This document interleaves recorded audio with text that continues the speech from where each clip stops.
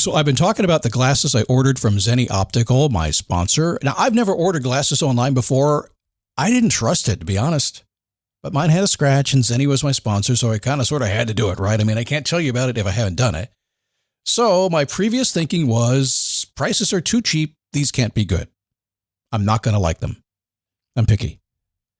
I take that back. Mine costs about $70, and I can't tell the difference from the $500 pair I purchased 2 months ago. By the way, my wife likes them too. She said they look good on your face, and I want some too. And at about $70 or less, I can buy them. I am surprised, and I'm a customer. Zenni Optical has prescription glasses, sunglasses, blue light lenses, all starting at under $30. Go to Zenni.com, pick a frame, upload your prescription. They'll ship it to your door. No appointment, no store, no upsell at the counter. And Zenni has that virtual try-on, so you can see exactly how the frames look on your face, and that is very cool and confidence building. If your glasses are overdue for a refresh, now it's time. Go to Zenni.com/podcast and use the code podcast15 for 15% off your first order. The styles sell out pretty quick, so don't sit on this. Go to Zenni.com/podcast, promo code podcast15. Okay, funny story. My wife was listening to my podcast the other day. Yes, she does that. And she said, what's this thing called Whatnot you keep talking about on your podcast? Are you shopping without me? Yes, I am. I'm cheating on you. It's called Whatnot. It's live shopping with chat, and it's a lot of fun. Look, I coach a lot of people online. I coach people to make money online. Most don't know how to do it. And I have been telling a few lately to go to Whatnot, see what they're doing, and give it a try. If you're a Whatnot seller, you really shine, and your people find you. And that's a big deal because if you're selling online, they need to find you for you to make money, right? And then they become repeat customers because they see your face, not just your logo. Whatnot is the largest dedicated live shopping platform, whether it's beauty, it's collectibles, electronics, luxury, fashion, even cookies. Yep, cookies. Sellers are building real thriving businesses. Anyone can do it too. Some people on Whatnot are selling, get this, 10 times as much as they do on other major marketplaces. And you don't know this, but Whatnot buyers spend more than an hour on the app every day. They're not browsing. That's why they call them buyers. They're buying your stuff. So here's how it works. You go live, you showcase your products, and you earn real income. Search Whatnot, WHATNOT, in the App Store, download, and you can start selling right away. Never give up, fighting till the end, gotta get back up. No time for loss, fighting till the end no matter what the cost. Keep moving, gotta get back up. What? Keep moving, gotta get back up. Keep moving, gotta get back up. What? Keep moving, gotta get back up. Happy Friday. Come on in. Good to have you. My goodness. Nearing the end of September, nearing the beginning of October. It's starting to get a little cooler here in Florida, which basically means it cools off a little bit at nighttime, and the weather is, we have beautiful fall weather here. It's still in the upper 80s. How about you? How's it shaping up? Doing pretty good? I see it's getting kind of chilly out there. I love 4Q because it gets me rushing toward January, and this time more exciting because I'm going to 5,000 episodes on the Daily Boost. The podcast will continue, and I have some plans, and I'll let you know here very soon what's going to happen, but not until the end of the year, not until I hit 5,000. That was the goal, and darn it if I'm not going to do it. Unbelievable. I survived this long. So today, we're going to talk about being a really good quitter, because man, did I want to quit this podcast a lot over the years. Not really. I love doing it. It's just hard to do something for 20 years, right? We'll talk about being a good quitter today and why you probably should think about doing that. It is the Daily Boost from motivationtomove.com, the positive boost you need every single day. My name is Scott Smith, founder, chief motivating officer, right here. 5,000 episodes. Can you believe that? That's a lot. People say, how'd you do 5,000 episodes? Because, nobody paid me to do this. Nobody did. No, it's not like I got a job and I showed up and my job was to show up and produce a podcast every day. That didn't happen. Nobody gave me money to do it. And nobody said, in fact, when I started it, it was like, what's a podcast? And they was, I think I can do that. Okay, let's do one. Let's see what happens. What's your goal going to be? Well, let's do 5,000 because nobody's ever done 5,000 before. That's kind of how it started.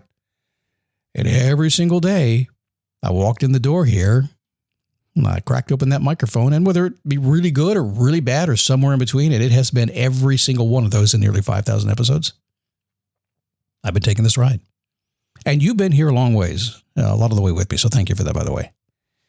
Face Your Passion is my next big focus in my life. Been on it for I actually created this program about 18 years ago now, but I've totally redone it and been just working this wonderful bridge group that I have and teaching them how to get from here to there. And we're building this wonderful mastermind support group. The whole thing is very cool. It's been a great experience. That's my focus. We will have a coaching program for you. You can join. It's actually going to be a real guided coaching call, and we can take you through the process and let you see how it actually works soon. So if you want to know more and kind of get an understanding of what we do, just go to faceyourpassion.com. Watch that presentation I last did. It's about an hour. Go ahead and watch that, and you'll know the lay of the land. All right, let's talk about being a quitter.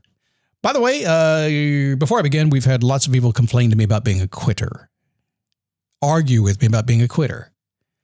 And it's kind of funny because I laugh about it, and we'll get into this a little bit, but I laugh about it because the people who are most telling me never be a good quitter are the same ones that have been saying they hate their job, they hate their life, they hate where they live, they hate everything for the past 10 years of their life, at least 5 years.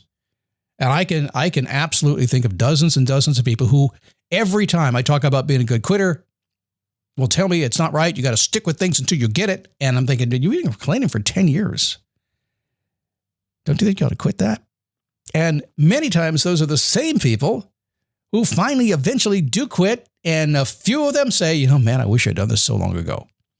And living where I live in this world here, we have a different version. See, I live in Daytona Beach here. We have a lot of retired people here, not me, one of them, but we have a lot of them around here. And if you talk to any one of them, what they'll always say is this: I wish I'd quit earlier, man. They'll always say it. And they just waited till retirement. In other words, they'll quit if somebody pay you to, right? No, don't do that. Figure it out. Okay, that's the prelude to the show.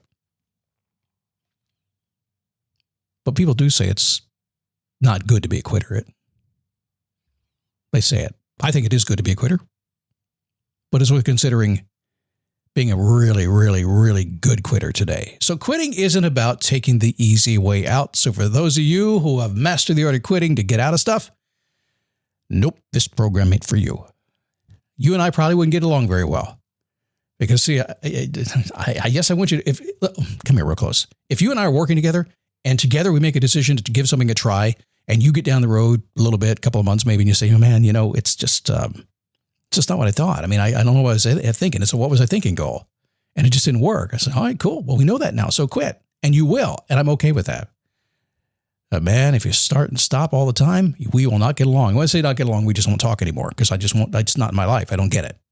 It's not about taking the easy way out. It's a strategic decision. It's a smart move. You want to make sure your efforts are leading you in the right direction, not nowhere. You want to make sure your efforts are leading you forward to wherever you want to go and you're not standing still. Quitting at the right time can be a key to unlocking all kinds of new opportunities. I had a conversation about 2 weeks ago about somebody who took an opportunity they thought would lead to another opportunity. If I take this job, maybe this will happen for me, which I never advise people to do. Whenever I hear somebody say that, I just go, don't do it. Don't do it. Don't do it. People are people. Once you get hired into a job, you're in that job and it's really hard to get out of it. I'm just saying, you may need it, yes, but you know as well as I do. If you don't start doing the thing that you want to do and you're doing something else, you're not focused on what you want to do. You're focused on what you're doing.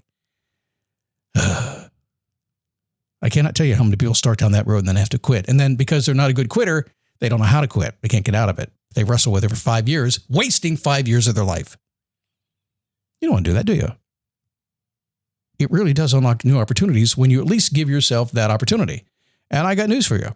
The better you get at it, the more strategic you'll be at it, and you'll probably end up quitting far less than you ever have before because, as Scott has been known to say, I've got a little wisdom in my life. I now have enough wisdom to know when I shouldn't start something because I'll probably quit.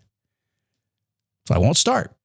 And oftentimes you'll hear me talk about something I want to do and you'll get all excited about it and I decide not to do it. And you're like, why didn't you do it? I just quit before I started because I knew I wasn't going to stick with it. Boom, didn't make somebody happy, but made me happy. And isn't that what matters? We often cling to commitments, whether it's a job that drains us, a relationship that no longer serves us, habits that hold us back, all kinds of things, because we have a sense of identity. It's all tied up in that. We talked about that early in the week. We want to see things through to the bitter end. And sometimes, yes, you got to. And sometimes it's the wisest move to do that. And other times it's just not the wisest thing you could be doing. Everybody around you knows it, by the way. I had a conversation with a neighbor the other day. She says, what happened to Pam? Name has been inserted and to protect the innocent. I said, oh, she left her husband. You know what the neighbor said? Oh, God, it's about time. I don't know how she put up with that. Boom. Good quitter. Well, not really good. She hung out for a long time. She could have been better. Not for, by the way, just so you know, I don't believe in divorce at all. The D word is not in my vocabulary. It's not what I do. I never have. is how I was born. And my wife, when I married her and she got divorced, I said, well, see, the problem is you got a divorce. So we have to reconcile this value system because you quit on that. And that's okay to be a quitter, but I don't believe in the D word. So let's make sure this is right because once you marry me, you're stuck with me. And she says, okay. So I had to work on that. Pay attention to your inner voices going on inside of you. If it's sending a red flag, don't wait for things to get worse. Trust your instincts and pivot as fast as you can. Remember something when it comes to this kind of thing. Quitting isn't a failure. Oftentimes it's a step towards something better, and often it's really what you need to be doing. Sometimes it's the safest thing to do. A lot of reasons for that. And I spent just, almost 9 minutes talking about a silly little thing called quitting. You'd think we'd figure this out. But get my point here. I think you should just chomp your teeth in like a pit bull on something. Scott can't think of words right now. God, that freaks me out if I can't think of something to say. What happened to me in that moment? Oh, did I have a stroke? That's weird. Okay. Find what you love, grab onto it, stick to it. But if you've made a mistake, if you end up, what was I thinking? Strategically, tactically, make an adjustment. You'll be happy. You're probably thinking, yep, that's what I should be doing.